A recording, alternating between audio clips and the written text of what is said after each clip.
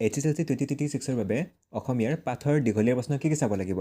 আজিৰ ছেশ্যনটোত আমি অসমীয়াৰ পাঠৰ দীঘলীয়া প্ৰশ্নখিনি কভাৰ কৰিছোঁ, যিখিনি পৰীক্ষাত অহাৰ বহুত হাই চেঞ্চেছ আছে। চ' মেইনলি আমি 4 বা 5 নম্বৰীয়া প্ৰশ্নখিনিয়ে কভাৰ কৰিছোঁ। চ' এইকেইটা পৰীক্ষাত চাব। চ' ষ্টাৰ্ট কৰিছোঁ। প্ৰথম কুৱেশ্যনটো হৈছে অজন্তাৰ গুহা ক'ত অৱস্থিত? ইয়াত এতিয়ালৈকে কিমানটা গুহাৰ আৱিষ্কাৰ হৈছিল? এই গুহাৰ ভাস্কৰ্যত কাৰ জীৱনৰ কথা তুলি ধৰা হৈছে? ভেৰি ভেৰি ইম্পৰ্টেণ্ট কুৱেশ্যন হয়।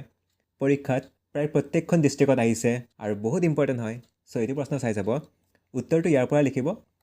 নেক্সট কুৱেশ্যনটো আহে অসমলৈ যুদ্ধ কৰিবলৈ আহি মোগলসকলে অসমৰ ৰূপ কিদৰে বৰ্ণনা কৰিছে বুজাই লিখা। 4 নম্বৰৰ কাৰণে ভেৰি ইম্পৰ্টেণ্ট কমন কুৱেশ্যন হয়, এইটো চাই যাব। চ' এনচাৰটো ইয়াত দিয়া আছে, ইয়াৰ পৰা পঢ়ি ল'ব। নেক্সট কুৱেশ্যনটো হৈছে আজিকালি শিক্ষাৰ লগত প্ৰাচীন কালৰ ভাৰতৰ শিক্ষাৰ মূল পাৰ্থক্য বহলাই লিখা। এইটো 4 নম্বৰৰ কাৰণে বহুত ইম্পৰ্টেণ্ট কুৱেশ্যন হয়। চ' এনচাৰটো আছে, চাই ল'ব। নেক্সট কুৱেশ্যনটো হৈ গৈছে মূলভাৱ লিখা। এতিয়া মূলভাৱ লিখা বৰগীতৰ পৰা আহিব পাৰে, দৃষ্টান্তৰ পৰা আহিব পাৰে। মূলভাৱটো আপুনি পাঠবোধৰ পৰা পঢ়ি ল'ব আৰু পাঠবোধৰ পৰা পঢ়ি কেনে বৰ্ণনা কৰিব লাগিব। ঠিক আছে। নেক্সট ইম্পৰ্টেণ্ট কুৱেশ্যনটো হৈছে প্ৰাচীন ভাৰতৰ 4খন বিশ্ববিদ্যালয়ৰ নাম লিখা। Important question. চ' প্ৰাচীন ভাৰতৰ 4খন বিশ্ববিদ্যালয়ৰ নাম হৈছে তক্ষশিলা, শ্ৰী ধান্য কটক, নালন্দা, উদান্তপুৰী, দেৱবিহাৰ বা বিক্ৰমশিলা আৰু উজ্জয়িনী।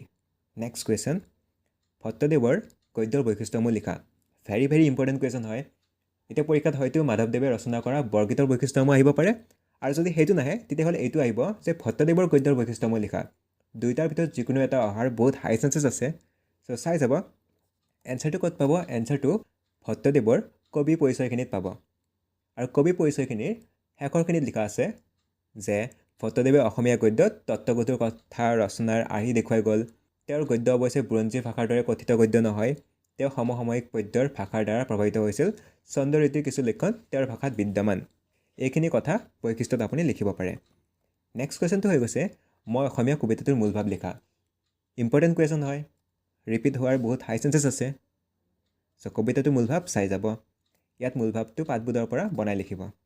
নেক্সট ইম্পৰ্টেণ্ট কুৱেশ্যনটো হৈছে এটা মুদ্ৰাৰ দুটা পিঠিৰ দৰে এই বিশ্বব্ৰহ্মাণ্ডৰ প্ৰতিটো ভৌতিক বস্তুৰে ভাল আৰু বেয়া দুটা দিশ থাকে। কথাষাৰ কোনে কৈছিল, কাক কৈছিল আৰু কিয় কৈছিল বৰ্ণনা কৰি লিখিব লাগিব। 4 নম্বৰৰ কাৰণে ইম্পৰ্টেণ্ট কুৱেশ্যন হয়। চ' এইটো মিছ নকৰিব, এইটো চাই যাব। নেক্সট ইম্পৰ্টেণ্ট কুৱেশ্যনটো হৈছে সকলো আৰ্টৰ বিপৰীতে থকা বিপৰীত পন্থাবোৰ কি কি? এতিয়া সকলো আৰ্টৰ বিপৰীতে মূলতঃ দুটা বিপৰীত পন্থাই কাম কৰা দেখা যায়। এটাৰ উদ্দেশ্য কাৰুকাৰ্য আৰু জাকজমকতাৰ সৃষ্টি, আনটোৰ উদ্দেশ্য সংযম আৰু আড়ম্বৰহীনতা। এইখিনি আপুনি বৰ্ণনা কৰি লিখিব লাগিব, ইয়াৰ পৰা চাই ল'ব। নেক্সট কুৱেশ্যনটো হৈছে ধৰ ঝাৰু ধৰ ভাই কবিতাটোৰ মাজেৰে কবি ৰায়চৌধুৰীৰ স্বদেশ প্ৰেমৰ ভাৱ কিদৰে প্ৰকাশ পাইছে লিখা। এইটোৰ উত্তৰ লিখোঁতে কবিতাটোৰ মূলভাৱটোৱে লিখিব লাগিব। পাঠবোধৰ পৰা মূলভাৱটো বৰ্ণনা কৰি লিখিব। ইম্পৰ্টেণ্ট কুৱেশ্যন হয়। নেক্সট ইম্পৰ্টেণ্ট কুৱেশ্যনটো হৈছে কাজিৰঙালৈ যাত্ৰা কৰি কি কি বিশেষ শিক্ষা লাভ কৰিলে বুলি শিক্ষাৰ্থীসকলে শিক্ষক শিক্ষয়িত্ৰীসকলক অৱগত কৰিছিল। 3 নম্বৰৰ কাৰণে মষ্ট ইম্পৰ্টেণ্ট কুৱেশ্যন হয়।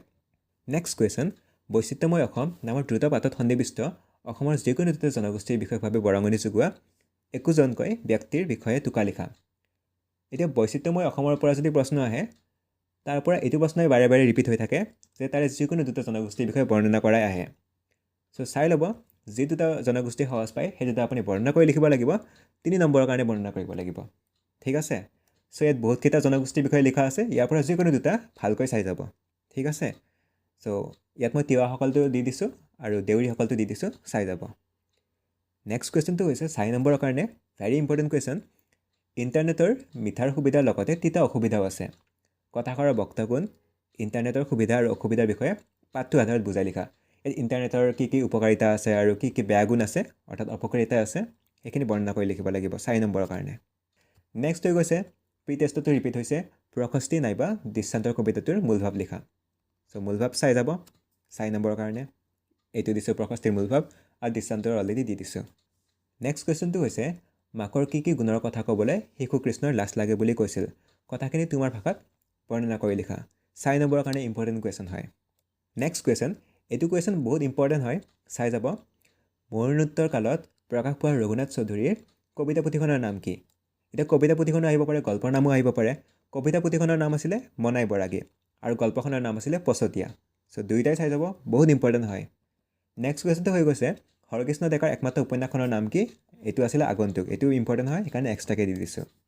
নেক্সট কুৱেশ্যন প্ৰাচীন কালৰ ভাৰতবৰ্ষৰ বিখ্যাত শিক্ষা কেন্দ্ৰ নালন্দা বিশ্ববিদ্যালয়ৰ বিষয়ে তোমাৰ পাঠ্যপুথিৰ আলমত লিখা 3 নম্বৰৰ কাৰণে নালন্দা বিশ্ববিদ্যালয়ৰ বিষয়ে বৰ্ণনা কৰি লিখিব লাগিব সো এইটো চাই যাব বহুত ইম্পৰ্টেণ্ট কুৱেশ্যন হয় নেক্সট কুৱেশ্যনটো হৈছে তলৰ যিকোনো দুজন ব্যক্তিৰ বিষয়ে বৰ্ণনা কৰা ৰাঘৱ মৰাণ বা কলাগুৰু বিষ্ণুপ্ৰসাদ ৰাভা বা পদ্মশ্ৰী যাদৱ পায়েং নেক্সট কুৱেশ্যনটো হৈছে ব্যাখ্যা কৰা ভাৰত বুৰঞ্জী হৈছে ৰাজ্যৰ উত্থান পতন ভঙা কৰাৰ সবিশেষ বুৰঞ্জী এইটো ইম্পৰ্টেণ্ট হয় এইটো চাই যাব আৰু নেক্সটটো হৈ গৈছে গঠনৰ সৰলতা আৰু সূক্ষ্মতা হৈছে ইছলামীয় ভাস্কৰ্যৰ মূল সম্পদ এনচাৰ দুটা ইয়াৰ পৰা চাই ল'ব আৰু বৰ্ণনা কৰিব নেক্সট এটা ইম্পৰ্টেণ্ট কুৱেশ্যন হৈছে ইৰাণীসকলে নৱবৰ্ষ কিদৰে উদযাপন কৰে বৰ্ণনা কৰা 3 নম্বৰৰ কাৰণে ইম্পৰ্টেণ্ট কুৱেশ্যন হয় ইয়াৰ পৰা পঢ়ি চাব সো এইকেইটা আছিলে HSLC 2026ৰ বাবে অসমীয়াৰ most important long questions so that's it for today thank you for watching